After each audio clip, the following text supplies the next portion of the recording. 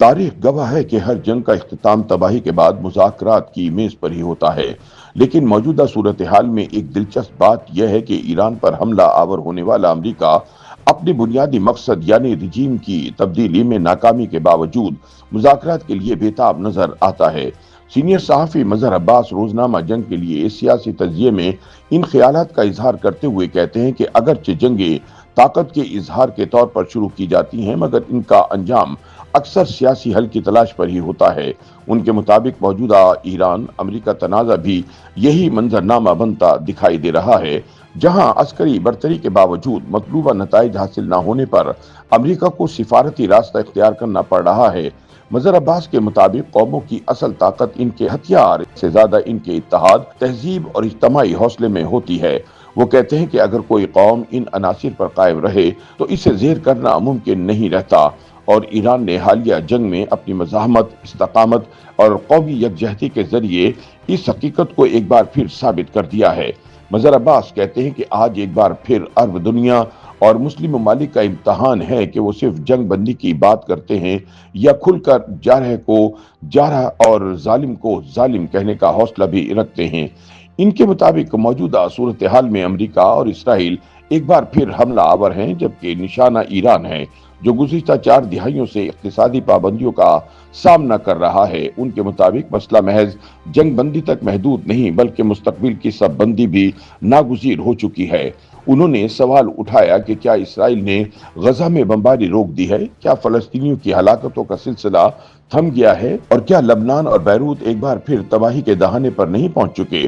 مظہر عباس کے مطابق یہ سوالات ہر باشعور فرد کے ذہن میں گردش کر رہے ہیں۔ ایسے میں عالمی برادری، بالخصوص عرب اور اسلامی ممالک کے لیے یہ ایک بڑا چیلنج ہے کہ آیا وہ دنیا کو ایک ممکنہ بڑے تصادم سے بچا سکتے ہیں یا نہیں۔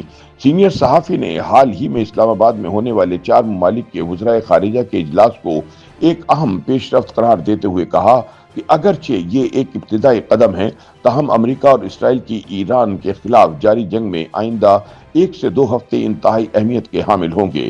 ان کے مطابق اگر پاکستان کی جنگ بندی کی کوششیں کامیاب ہو جاتی ہیں تو اسلامی دنیا میں ایک واحد ایٹمی طاقت کے طور پر اس کی اہمیت مزید بڑھ جائے گی۔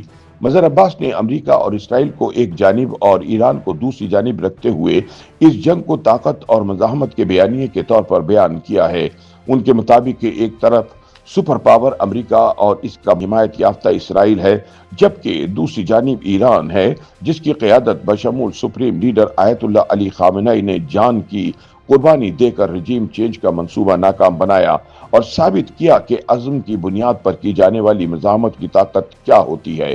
انہوں نے جنگ کو 1973 کی عرب اسرائیل جنگ کے بعد پیدا ہونے والی صورتحال سے تشبیہ دیتے ہوئے کہا کہ تب پہلی بار عرب دنیا کو تیل کی طاقت کا ادراک ہوا تھا اور انہوں نے اسے بطور ہتھیار استعمال کرنے کی صلاحیت کو پہچانا۔ اسی تناظر میں 1974 میں اسلامی سربراہی کانفرنس لاہور میں منعقد ہوئی، جس میں 38 ممالک کے سربراہان نے شرکت کی اور ایک مضبوط اسلامی بلاک کی بنیاد رکھی۔ اس بلاک کی قیادت اس وقت کے پاکستانی وزیر اعظم ذوالفقار علی بھٹو کے پاس آئی۔ مظہر عباس نے کہا کہ اسی کانفرنس میں پہلی بار فلسطین لبریشن آرگنائزیشن کو فلسطینیوں کی نمائندہ تنظیم اور فلسطین کو ایک آزاد ریاست کے طور پر تسلیم کیا گیا، جسے امریکہ اور اسرائیل نے ناپسند کیا، جبکہ سوویت یونین نے اس کا خیر مقدم کیا۔ تاہم اس کامیابی کے فوراً بعد ایک ایسی سازش کا آغاز ہوا جس کے تحت سے اس بلاک میں شامل متحرک رہنماؤں کو یا تو ختم کیا گیا یا ان کے خلاف رجیم چینج کی کوشش کی گئی، اور پاکستان اس کا نمایاں شکار بنا۔ مظہر عباس کے مطابق پاکستان میں ایک منتخب حکومت کو اس وقت ختم کیا گیا جب حکومت اور اپوزیشن کے درمیان انتخابات پر اتفاق ہو چکا تھا اور بعد ازاں ذوالفقار علی بھٹو کو سزائے موت دے دی گئی۔ حالانکہ تمام اہم اسلامی اور عرب رہنماؤں نے ان کی سزا کے خلاف اپیلیں کی تھی۔ ان کے بقول بھٹو کی پھانسی کے ساتھ ہی ایک مضبوط اسلامی بلاک کی تشکیل کی کوششیں بھی کمزور پڑتی چلی گئیں۔ انہوں نے اپنے ایک ذاتی تجزیے کا حوالہ دیتے ہوئے بتایا کہ چند سال قبل انہوں نے ایک امریکی سفارتکار کا انٹرویو کیا تھا، جس نے ہینری کسنجر اور بھٹو کے درمیان ہونے والی ایک اہم ملاقات کو سنا تھا، جس میں بھٹو کو خبردار کیا گیا تھا کہ اگر پاکستان نے اپنا ایٹمی پروگرام ترک نہ کیا تو انہیں نشان عبرت بنا دیا جائے گا۔ उनके मुताबिक अमेरिका को सिर्फ पाकिस्तान के एटमी प्रोग्राम पर ही तशवीश नहीं थी, वो पाकिस्तान की गैर जानिबदार तहरीक और तीसरी दुनिया के इत्तेहाद की तरफ झुकाव से भी परेशान था। उन्होंने कहा कि ये वही सफर था जो बिलाखिर 4 अप्रैल 1979 को भुट्टो की फांसी पर मुंतज हुआ। मजहर अब्बास के मुताबिक भुट्टो एक तारीखदान का जहन रखते थे। उन्होंने दौरान कैद लिखी गई अपनी किताब अगर मुझे कत्ल किया गया में इस्लामी दुनिया को खबरदार किया था कि इसराइल और भारत की एटमी सलाहियत को काउंटर करने के लिए पाकिस्तान भी इसी समत में पेशरफ्त कर रहा है। मजहर अब्बास ने कहा कि गुज़िश्ता 40 बरसों में दुनिया ने देखा कि वो तमाम ममालिक निशाना बने जो फलस्तीन काज के हामी थे। इराक, लीबिया, शाम और लबनान को इस बुनियाद पर तबाह किया गया कि वो खतरनाक हथियार तैयार कर रहे थे। हालांकि बाद में ये दावे गलत साबित हुए। अब इसी तसलसल में ईरान को निशाना बनाया जा रहा है। उन्होंने कहा कि 1980 में अफगानिस्तान में सोवियत मुदाखलत के बाद पाकिस्तान अमेरिका के लिए नागुज़ीर बन गया, जिसके नतीजे में इसे न सिर्फ माली इमदाद मिली बल्कि वो अपना एटमी प्रोग्राम जारी रखने में भी कामयाब रहा और बिलाखिर 1998 में एटमी ताकत बन गया। मजहर अब्बास ने मौजूदा सूरत हाल में गजा में जारी मजालिम पर अरब और इस्लामी ममालिक की खामोशी को भी तनकीद का निशाना बनाया और कहा कि इसी खामोशी ने अमेरिका की पुष्टपनाही में इसराइल को ईरान पर हमले का मौका फराहम किया। ताहम उन्होंने ये भी कहा कि ईरान के जवाब ने अमेरिका और इसराइल दोनों को हैरान कर दिया और इसकी हिकमत अमली को आलमी सतह पर सराहा जा रहा है।